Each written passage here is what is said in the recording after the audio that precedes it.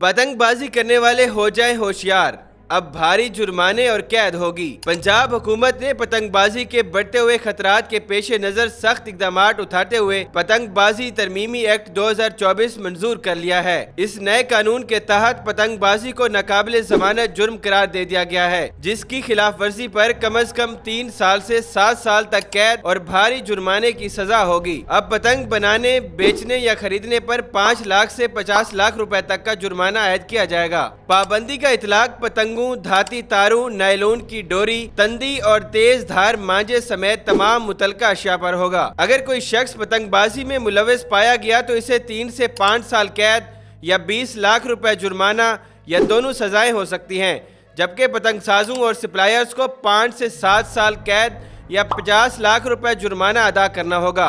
حکومت نے اس سخت اقدام کا فیصلہ ان قیمتی جانوں کے تحفظ کے لیے کیا ہے جو پتنگ بازی کے دوران تیز دھار ڈور کے باعث ضائع ہو چکی ہیں۔